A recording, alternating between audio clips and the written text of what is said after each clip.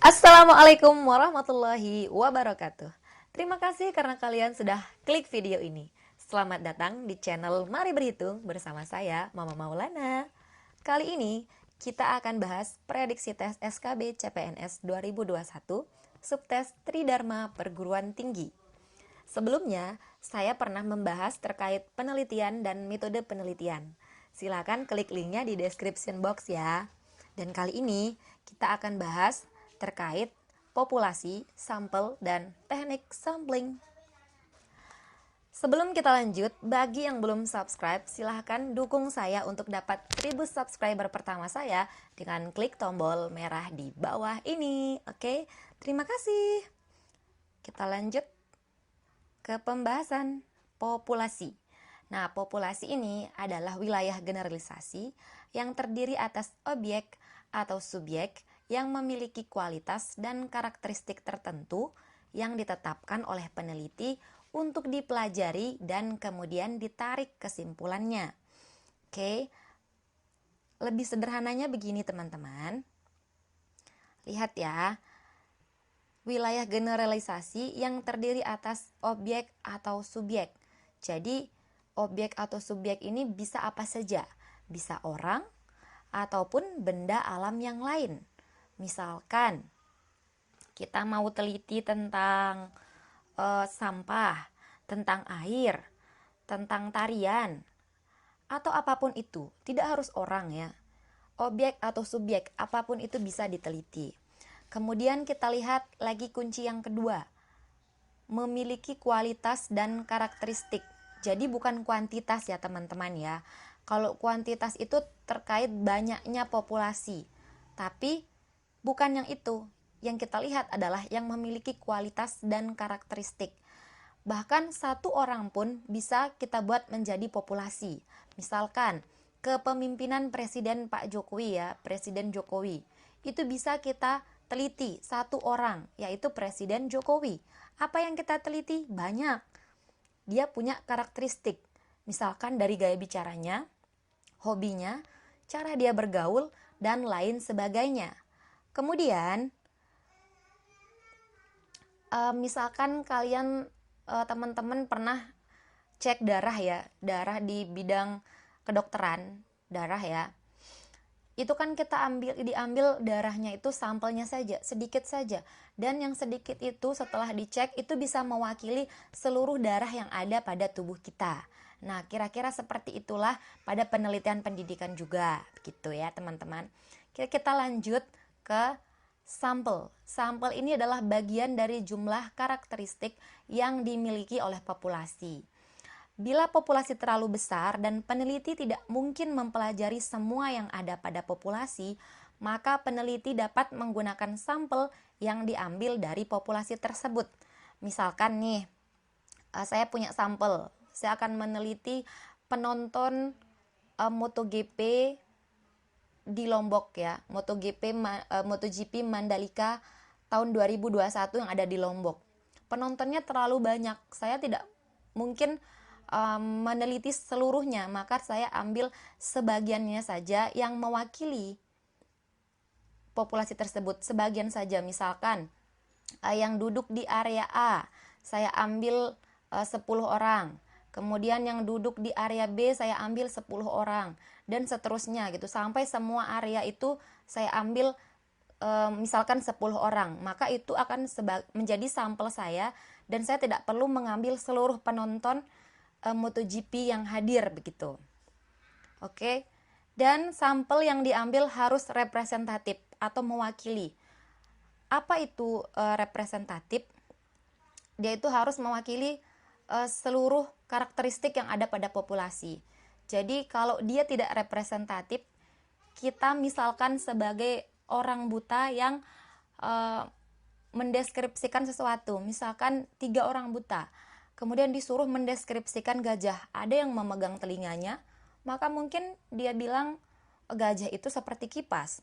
Kemudian ada yang memegang badannya, mungkin dia bilang gajah itu seperti tembok yang besar. Atau ada yang memegang ekornya, dia bilang bahwa gajah itu seperti sesuatu yang kecil begitu. Jadi tidak bisa representatif atau mewakili gajah itu secara keseluruhan. Oke, saya rasa jelas untuk sampel ini. Kalau menurut teman-teman ada pertanyaan atau yang tidak sesuai, silahkan komen saja. Kita lanjut ke teknik sampling. Apa itu teknik sampling? Teknik sampling itu teknik yang kita gunakan untuk menentukan sampel. Oke, ada berapa teknik sampling? Teknik sampling itu ada 2. Yang pertama adalah probability sampling. Apa itu probability sampling? Jadi, teknik pengambilan sampel yang memberikan peluang yang sama untuk semua populasi untuk dipilih menjadi anggota sampel. Jadi dia punya peluang yang sama. Intinya probability sampling ini peluangnya sama gitu untuk dijadikan sampel. Ada berapa jenisnya? Yang pertama adalah simple random sampling. Kemudian yang kedua, proportionate stratified random sampling. Kemudian yang ketiga, disproportionate stratified random sampling. Dan yang terakhir adalah cluster sampling atau area sampling. Itu bagian-bagian dari probability sampling. Kemudian teknik sampling yang kedua adalah non-probability sampling. Sebaliknya dari yang sebelumnya ya. Non-probability sampling ini adalah teknik pengambilan sampel yang tidak memberikan peluang yang sama bagi setiap populasi untuk menjadi sampel. Jadi tidak memiliki peluang yang sama.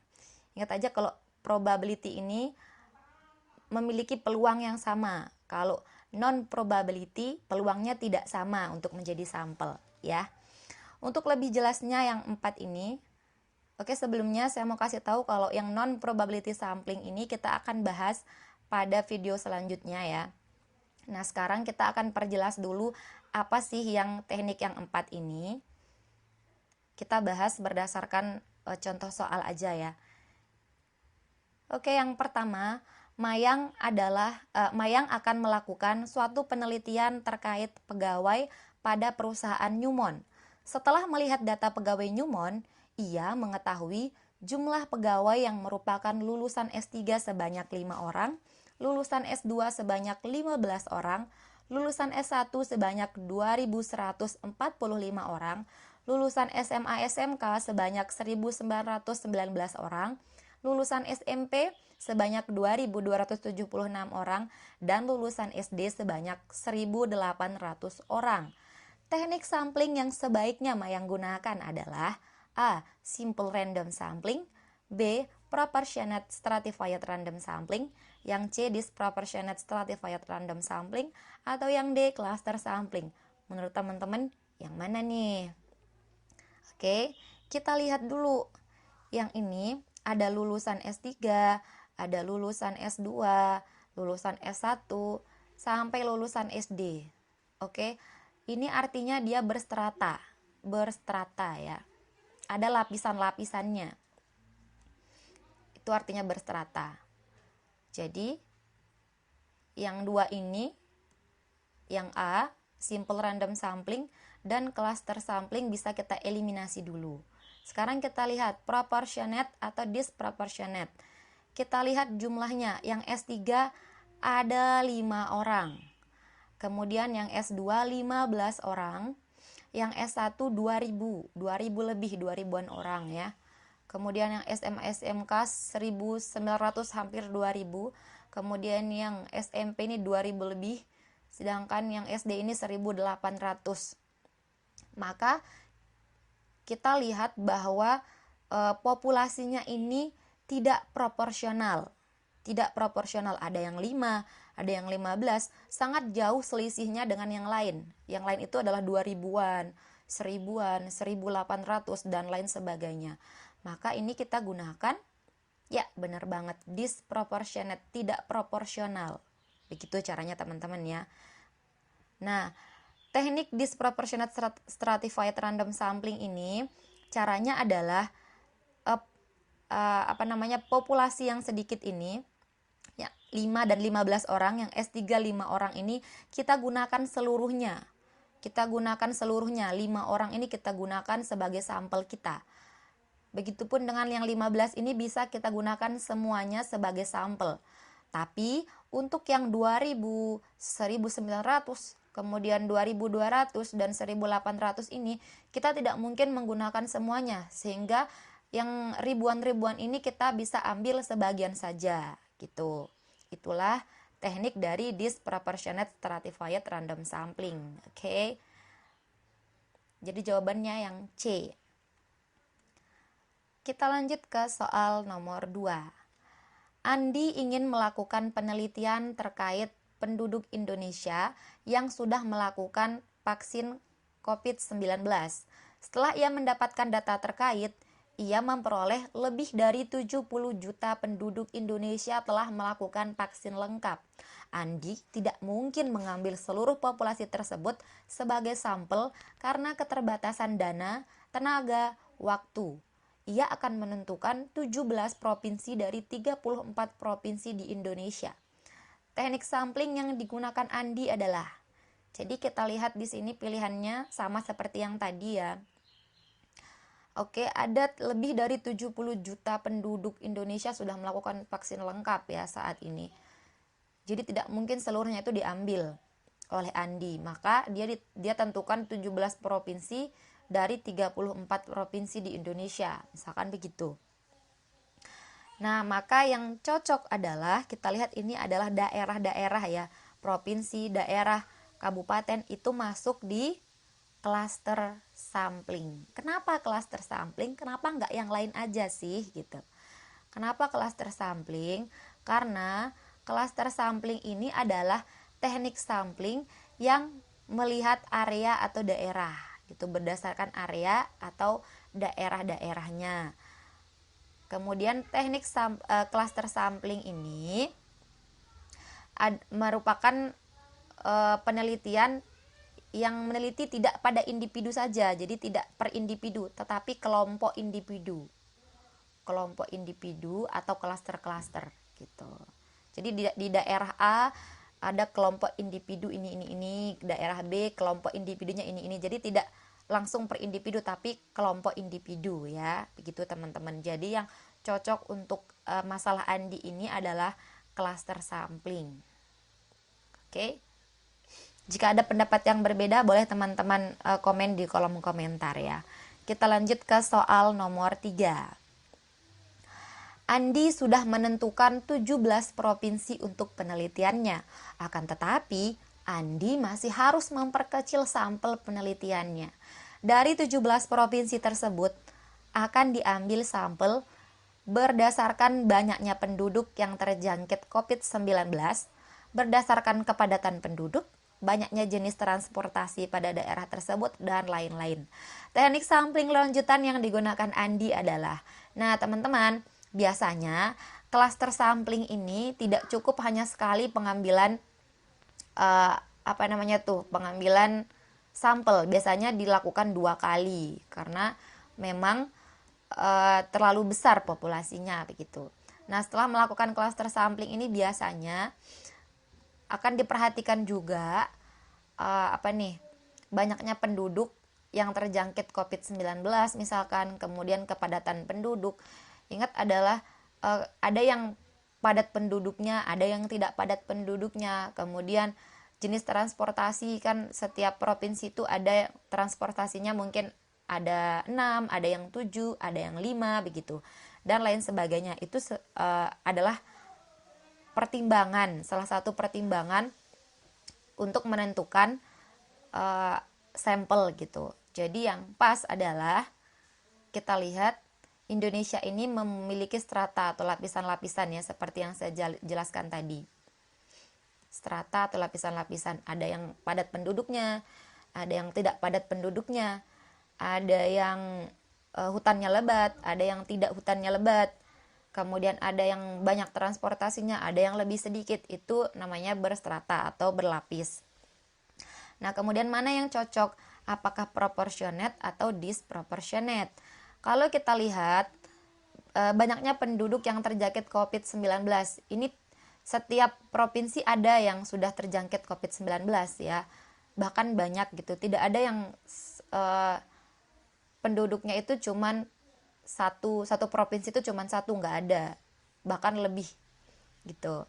Jadi kita bisa ambil jawabannya adalah yang proportionate gitu, karena rata-rata jumlahnya itu banyak, tidak jumping seperti soal nomor 1. Kalau soal nomor 1 kan terlalu jauh jaraknya, ada yang 5, ada yang 1000-an gitu, terlalu jauh, itu pakainya disproportionate. Tapi kalau dalam kasus ini data-datanya itu tidak jauh berbeda gitu, tidak jauh berbeda, tidak sampai jumping selisihnya seperti yang nomor 1. Jadi kita bisa pakai proportionate stratified random sampling. Mungkin nanti bisa ini lebih jelaskan lagi ya soalnya, lebih dijelaskan lagi seperti yang nomor 1. Jadi yang terjangkit itu berapa penduduk, yang tidak terjangkit itu berapa provinsi, atau yang terjangkitnya sekian atau sekian gitu. Ini butuh dirincikan lagi sebenarnya ya. Mungkin kita akan buatkan tabel. Tapi teman-teman silahkan coba saja, karena ini hanya contoh secara umum saja ya. Dan jawabannya menurut saya adalah yang proportionate stratified random sampling. Karena ini berbeda dengan contoh soal yang nomor 1. Oke teman-teman, kalau teman-teman ada pendapat yang lain boleh silahkan dikomentari saja. Dan kita akan perbaiki pada video-video berikutnya. Oke, kita lanjut ke contoh soal nomor 4. Lala akan melakukan penelitian terkait kepuasan pelayanan vaksin COVID-19 di SMP Sukasehat. Ia sudah menyiapkan draft pertanyaan untuk penelitiannya. Ia akan membagikannya kepada setiap siswa yang dia temui secara acak. Teknik sampling yang digunakan Mayang tersebut adalah... Oke, pilihannya sama seperti sebelumnya. Kita lihat di sini, dia sudah menyiapkan draft. Kemudian ia membagikan kepada setiap siswa yang ditemui secara acak. Acak. Ingat acak itu adalah gimana? Acak itu adalah random. Ini jawabannya mudah banget ya teman-teman ya. Saya yakin teman-teman juga bisa menjawabnya. Kalau dia bilang bahwa sampelnya diberikan atau dilakukan secara acak, itu pakai simple random sampling. Jadi jawabannya adalah yang A teman-teman gitu. Oke. Untuk teknik sampling berikutnya yaitu non-probability sampling akan kita bahas dengan contoh-contoh soal seperti sekarang ini pada video berikutnya. Teman-teman, sampai di sini dulu. Terima kasih sudah menonton video ini sampai akhir. Jangan lupa, kalau menurut teman-teman video ini bermanfaat, silahkan klik like, komen, subscribe, dan nyalain tombol lonceng kalian biar saya semakin semangat untuk buat konten berikutnya. Dan jangan lupa share ke teman-teman kalian yang lain supaya manfaatnya tidak berhenti di kalian. Oke, terima kasih. See you next time and bye-bye. Assalamualaikum warahmatullahi wabarakatuh.